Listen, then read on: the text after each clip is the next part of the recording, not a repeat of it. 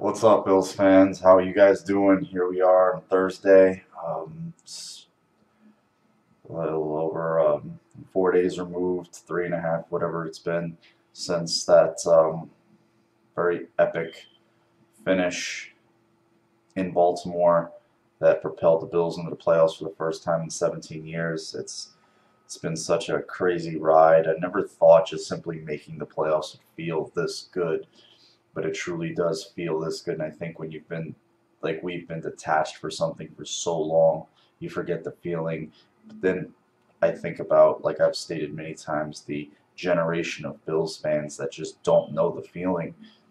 They just don't know the feeling. They've been either raised as Bills fans or somehow been, they just took to the team mostly because they live in the area. It's the only way you become a Bills fan. I just don't live in the Buffalo area and have never been to the area. Hopefully one day I'll get up there soon. And that was the team I took to. And it used to be, when I told Bills fans, like before this thing ended, that it was the norm that they made the playoffs, they look at me like I have eight heads, like they can't even fathom a world where that existed, and it does exist now, and it feels amazing. And I would just tell Bills fans, enjoy it, soak it up. Don't let nobody try to, um, kick dirt on you or kill your shine. Just tell you lucked into it, because we've seen every season, year after year after year, tons of teams get in through a few bounces of the ball or a lucky break here, a lucky break there, another team winning. Don't ever enjoy this. Really enjoy it. I'm enjoying it. I had a fan yesterday try to say, "Oh, they got the luck." I'm like, dude, your team is a Viking fan, 13-3. You can poke your chest out, whatever, but still, come on, Vikings have got in a few times with some lucky bounces. Don't get all high and mighty now. But yeah, I also wanted to apologize for yelling and screaming at the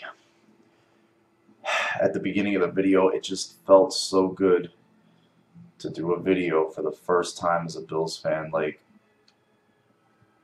of a playoff Bills fan, and having had something go the Bills' way, because it was just like, here they are, that proverbial 4th and 12.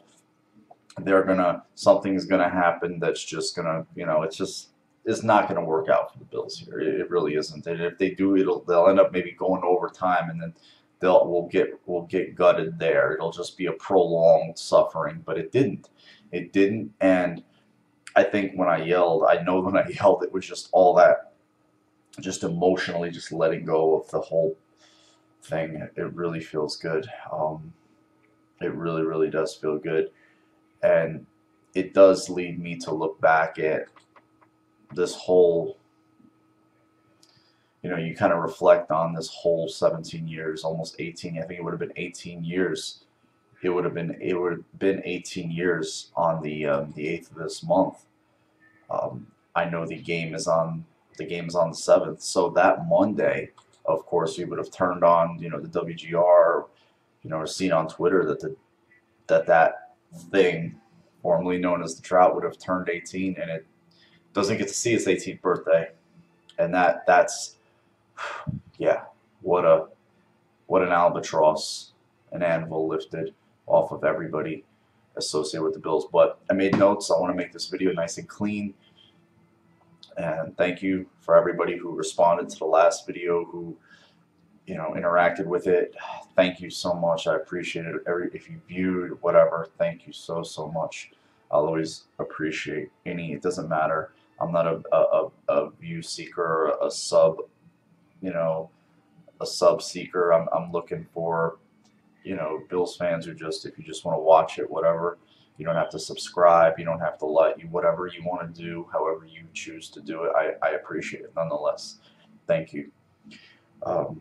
Yeah, just you reflect on this whole time that they haven't been in the playoffs, and you think, and for me, how I think about it, you go back, it just started with whole, Wade saying that they were not in the playoff hunt when they were, and they ended up, going 8-8. Had they had won a game there, that was, I believe it was a Colts game, they would have gotten in, and then they blew it and the end of the year 8-8, and then they go into the whole dark days of Donahoe, and you didn't know they were going to be dark days so much, but they definitely ended up being dark days, with resulting in the Greg with 2 G's and malarkey, and he just seemed like at times in over his head. To save the postage, Donahoe's firing, and then there was a need for the Bills to try to make everybody feel good within the organization. The appointment of, the former Bills head coach Marv Levy as the GM in title. It was really a window dressing title, and that didn't change much of anything. Malarkey quits, and that leads to the Dick Duran hire, and those were some of the lowest days for me as a Bills fan, was seeing Dick Duran and just his monotone way of just emotionally devoid. And a lot of these coaches he was so dry. He was so dry, and a lot of these coaches aren't, these big personality, vibrant, latent beings, but this guy, he was just, sometimes I want to see if he had a pulse. Skeletor, he was just awful. Him barely throwing the challenge flag in New England one time, talking about destroying that one game with the Jets where he had put the game in Lossman's hands in a game they were winning. He had a play action rollout to get a first down, and Lossman got strip sacked, returned for a touchdown. I believe it was Calvin Pace might have returned it. Big guy returned it. I remember it was just so bad, and Marshawn Lynch was destroying them that day along with Fred Jackson, and he talked about, we're believers in not destroying our running backs. And that was Marshawn Lynch. No, you know what? That was the week against the. He didn't say that game. He said that in the 49er game. Marshawn Lynch had 16 carries. Marshawn Lynch, but you don't want to destroy him. My God, see his running style. He's still playing. Unbelievable.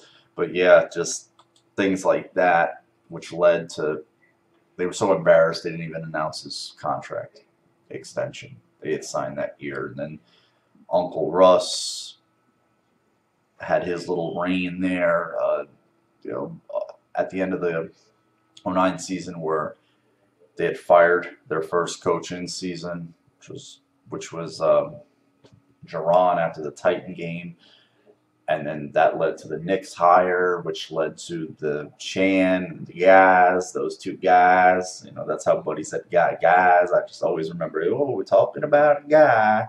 And you can kind of look back at this with a smile now, not just like, oh my God, all these blunders. He was always the guy.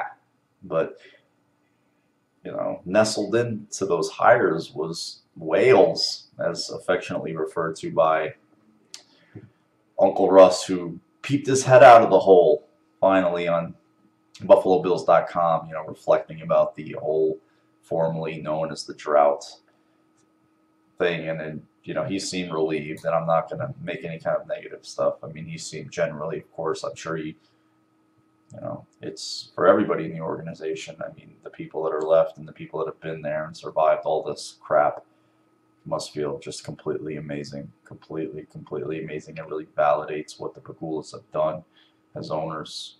Even though they inherited Marone, the team went 9-7. A lot of people say it was really 8-8, but they did go 9-7. They didn't force the Pats to pull Brady. They chose to pull him in that game. 8-8 the next year. Didn't have with Rex Ryan or whatever, and those were just oof. You could just kind of X those out of Bill's history. I'd appreciate just his whole show there. Then he brings in his brother, and blah.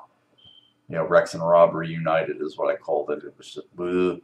And then finally, the hiring of McDermott didn't come with much fanfare at all. Just a very, typical coach speak with all the cliches, as we know, with the whole thing. I remember the one thing from the opening press conferences with McDermott was how many times he said process, and the beat writers were pretty much mocking how many times he said process. But He comes in right away to reflect on the season. Start with the off season. The cuts that he made early on of some guys, like an Aaron Williams, that was more so of a health issue, fan favorite than the Roby Coleman, Dan Carpenter, so a few surprise, like not Coleman was a bit of a surprise cut because they were kind of lean at DB with Gilmore becoming a free agent. Ended up cutting Corey Graham, and it was seeming like they were just purging the roster of guys that have just kind of had a lot of carryover or crossover. They didn't want any of that, particularly in the secondary, because we've seen how much the position has changed over. And those free agent signings have really been solid. I mean, obviously led by, like I said in my last video, Poyer and Hyde. Hyde is, but Poyer should be in the Pro Bowl as well. And I think he'll go as an alternate. I really think he'll end up going if one of the other guys chooses to not go, or I think he'll end up somehow getting in. And some other things, they bringing in of Bolden, and then him shortly retiring after the trade of Sammy Watkins, citing how he wanted to, become an advocate and all this stuff. I kind of think it was a double thing there where he thought like, oh, this team is trading it because they traded Ronald Darby the same day, even though they got EJ Gaines back, who when healthy has been very, very good for this team when healthy. And I stress when healthy, he's been very good for this team. Jordan Matthews, not so much. Injuries, quarterback play, inconsistencies there have led to his lack of production, and the whole, all those trades kind of, ushered in the tanking talk even more. But then they made lesser trades of Cardale Jones or Reggie Ragland, which people were a little bit surprised at. Kevon Seymour, Cardale Jones, I think I already mentioned him. Even releasing some guys like at the cut down to 53, like Jonathan Williams, raised a lot of people's ire. Gerald Hodges, a lot of people were big on that signing, and they just cut him because they didn't see him as a fit for and I can't knock them for it. Into the regular season, things that stick with me is just the hustle of this team, the hustle, the effort plays. A few that stood out to me was the one EJ Gaines made in Atlanta, forced fumble, and he hurt his groin. I probably spoke about this play before, but it just really stuck with me. The Taiwan Jones catch in the Bucks game, that one sticks out with me, where he seemed like he was going to get tackled for a loss, able to get a first down on a 3rd and long, and they ended up winning that game, obviously, in a game a lot of people thought they were going to lose. Also, I just want to just cut for a second, the snow. It is literally that white out there. I'm snowed in today. I'm sure a lot of you in the Northeast are. So I figured, why not come do a Bills video before I get my workout in. Thankfully, I have my own stuff in here. I can really get it in. McCoy's run in the snow game. I remember that run. It was like a 4-yard run for a first down where he was like, I remember that. If you go on Bills.com and see some of I remember it was a 4-yard run, but he had to go. He was going to go inside, then he bounced it outside, and he was just trying to kill himself to get outside, and he ran out of bounds, but he got the first down. And that game, I'll speak about later. The Brandon Tate celebration, just him. It was a 3rd down catch, and just how the team really just a lot of, you never heard about anything with this team in particular this year there was no leaks coming out of the building, any malcontents, nothing like that. I mean, then you go to the trade of Marcel Darius. You throw that trade in there. The team was 5-2 at the time. Everybody was like, whoa, they're 5-2, but it was kind of received as a good thing at the time. But the next few games that I'll speak about in a second kind of all of a sudden spun that around, which I find laughable, because all people have ever talked about for particularly last two and a half years, was finding a way to get rid of this guy, for all his suspensions and whatnot. And it was just aloof, ho-hum attitude. Bounces of the ball, it seemed like the Bills just really, for the most part of the season, got a lot of the good bounces of the ball, and that's what you need a lot of times. And you make your own breaks. You really do as a team, and you have to be able to pounce. The one time in Atlanta, the Tolbert fumble, Dawkins was there to fall on it, and the Bills were, I believe they got a field goal out of that, but still, they that was huge. They didn't turn over the ball in the red zone or on their way into it, and he fell on that ball. Um, the fumble recovery, return for a touchdown by Milano in the Raider game, just some tips that tipped INTs that Hyde was able to get under and secure for interceptions. The scoop and score in Atlanta by Trey White, just continuing to play throughout the season.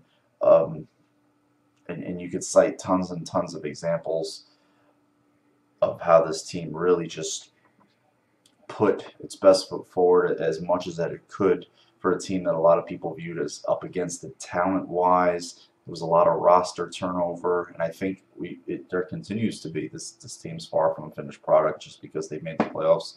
Don't get me wrong. I know they need to. You know, this is going to be such a fun. I don't want this to end. I'm not one of those people. I am happy to just be in. I'm not gonna lie. I'm elated.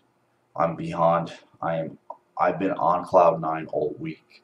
I'm not even mad. I'm snowed in today, and I usually cabin fever real quick. I like to be able to just go out and do my stuff.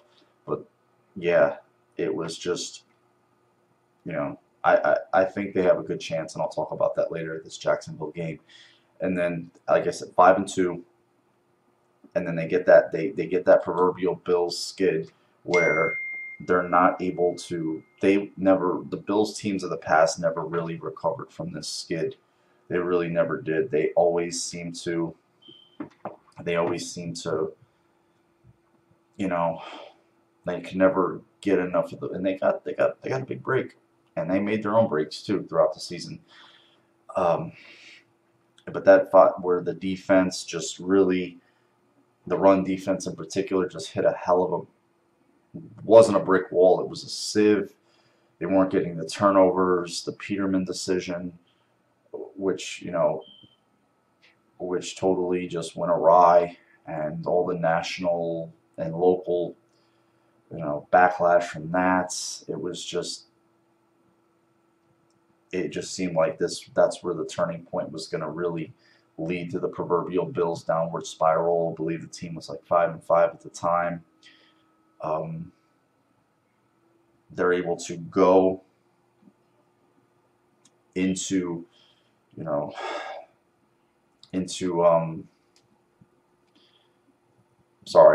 KC, which is a place, they're on a skid at the time. And that's a place where the Bills' season usually dies. Whether they play KC in Buffalo or there, it's like they're going to find a way to lose to KC. KC will find a way to pull this game out. And there was like one of the telltale signs is they did not lose that KC game. They found a way to secure that game with the Trey White interception. Close game, 16-10. And at that point, they're 6-5. They only really lose. After that point, They lose to New England the next week. They're 6-6, and then they're into the fourth quarter of the season. 4 more games. They go 3-1, and that's usually the point where they only win 1 or 2 games, and they're 8-8 or 7-9, or they just don't win any because they have looking back on this whole 17-year history, very very porous fourth quarter of the season record. They stabilize it. They have a winning record, 3-1. The New England game obviously being that loss, but the snow game, the KC game, which wasn't there, but still the 2 Miami games, and a lot of people say, well, those opponents, but still, you got to beat them, you got to play them, and they were able to do that, getting the turn. Crazy they didn't get a turnover in that Colts game. The Bills turned the ball over in that Colts game with Joe Webb, but yeah, how there wasn't more turnovers in that game is unbelievable. Unbelievable. But yeah, this season was crazy, leading to last week. And you see all the fan reaction, the aftermath of the videos in the locker room of the players and the coaches and, Kyle Williams, and just even my own reaction that I put on my Instagram story, and I saved it in the highlights. I'll always have that saved. I was doing it live. You can even hear the Baltimore game sound in the back. It was just like crazy. I mean, and finally some breaks. Finally, that big bounce that went the Bills' way, that they needed, went their way in that Baltimore game, and that feels so good. And here we are, and we got a game to look forward to this week. I mean, we got a game in January, and this feels really good, Bills fans. It really does. And just some quick things. McCoy's health. He was on the practice field for the media today. I don't know what his participation level is. We'll see, and it's 1 o'clock Eastern Standard, so we'll see maybe in a couple hours or so when they release the report on Twitter. They're pretty good about that. They get that out. They pretty speedy fashion. They get that out there. Milano is a little. That's a new one to me. His hamstring. I don't think he's going to practice today. He was working on the sideline with trainers, but listening to some of the stuff on, John Murphy and some of the reporters, he was just working on the side. Wasn't really doing much. There was Veterans Days off yesterday. There's probably maybe some of those today, possibly. The whole Marone thing is obviously being played up, and it has a place in this game. It's funny that the last two coaches that have had a 9-7 record with the Bills and got them close, I guess, that Marone wasn't a win and in with some scenarios, I don't think, in 14. But the two 9-7 record coaches, which have been the best records for the Bills in the 17 years, are also in the playoffs now. The third one with Sean McDermott, they're all in. They're crazy. Isn't that the spin around? And then you look at all the former Bills in the playoffs, like even in the NFC, like Sammy Watkins, Robert Woods, Gilmore, of course, in New England. It just Darius down in Jacksonville, Laurenti, lesser guys like Laurenti McCray. It's just crazy. It's crazy at this team. Not a team of misfits, I wouldn't say. Just this newly formed Bills team has been able to do it and get the necessary breaks to get in. It's because there's always those teams that just do every year. It was a 7-9 a Seahawks team, and Marshawn Lynch had that great run against the Saints. I believe they won that game. That 7-9 team beat the Saints, which was crazy. And I believe it was that 9. And then remember that 8-8 Chargers team in in 08. Bills beat that team that year. That was one of Trent's best games. The headsets went out. He had one of his last really great starts. Everybody thought we had found a quarterback. The team was 5-1. We're looking up, and then God, did the wheels fall off of that. Unbelievable. But here we are in 18, 10 years, almost going to be 10 years later in some 8 months. Unbelievable to think about that, looking back. And hadn't done videos. I did do videos back then. I did, and just looking back at that, I just shake my head like, wow. It had been 10 more years, but still feels my voice. My voice is so a little rough. I did so much yelling that day. But a few other little things like Rod Streeter, future signing. He's a guy everybody thought was going to make the Bills. 53, got injured. They had to release him. Veteran thing. Injury settlements. He was on the IR for a few bit. Gave him that proverbial injury settlement. He kind of made the rounds, but really never did anything. But he did have a good camp with the Bills, and the Bills thought enough of him to bring him back. Bills signed Aaron Green to the practice squad, obviously cover for Shady. I think we'll see more of Marcus Murphy in the game. They're going to really eye Shady. I think he's going to play. I really think the things I hear, he's going to play. He's going to give it a go. He will be active. I know everybody will be watching unless he has some crazy setback. I hinge my bets on him being active, but irregardless, I think we'll see more of Marcus Murphy and some spatterings of Mike Tolbert in there. Let's cross our fingers on him. Sam Darnold's coming out. That's made official, and shortly thereafter, early today, Josh Rosen. So the quarterback pool is as thick as everybody thought it was going to be for this year, and it just feels good to not be talking about coaches being fired and and that proverbial end of season press conferences. How are you, the questions to the coach of, how are you going to finally get this team to the playoffs, and how are you going to do this and do that? And the last thing is I'll end on is how it affects this Bills team, organization, players going forward, is that blight has now been anesthetized from the Bills in totality. They can just focus on being a team, just another team in the NFL. And the questions now is, how do you strengthen this team?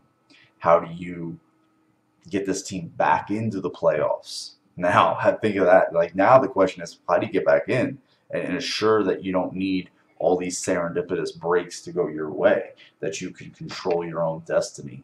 And that's inevitably what you want, a sustainable ability to control your own destiny and be a playoff team for a number of years. And that's huge. And also, for me, it really, and I'll follow it, it instills a different mentality. There's a winning mentality. In essence, yeah, a winning mentality. It instills like, hey, there's a different, even though we got in through some breaks, there's a different, he's been saying this, a different standard here. We got into the playoffs, we're going to go back, but we're going to be better. And that's the expectation level. So when you go to interview those kids at the Senior Bowl and a combine and stuff, you're coming to a playoff team. All right, you're coming to a team that this is the expectations. These are and that they haven't been able to say that. They haven't been able to say that. Not to say, the way they've upgraded that whole place and all the different things they've added and continued to add. It's an older stadium, but they've really, from everything I've heard, made it a lot nicer. And the facilities, especially for the players, like a lot nicer. And that helps. And even free agents, you're coming to a playoff team, and they've shown a very good ability to be able to identify guys, maybe not the sexiest on the surface in terms of name recognition or just cachet, but they've been able to. Jordan Boyer, prime example. So it really just, there's so many ripple effects that are good from this. I can't even begin to tell you, but yeah, just and then you don't want to, I don't want to fast forward, but you sort of do. The way you look back a little bit, the lack of resources that McDermott had, because he didn't have Bean in place. He had the old front office, the lack of draft capital that they had in terms of picks and positioning, the lack of free agent. Their free agency, the money that they had available was really, they had to get really creative. That's in a better place this year. The draft capital, as we know, is it's Pluto to the sun different, with the draft capital they have this year.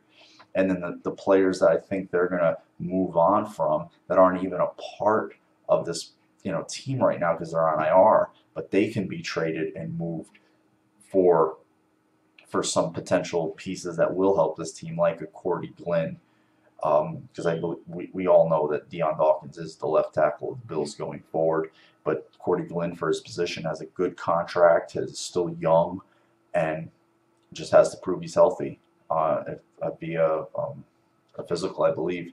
And I think the Bills could move him for a nice something they get back.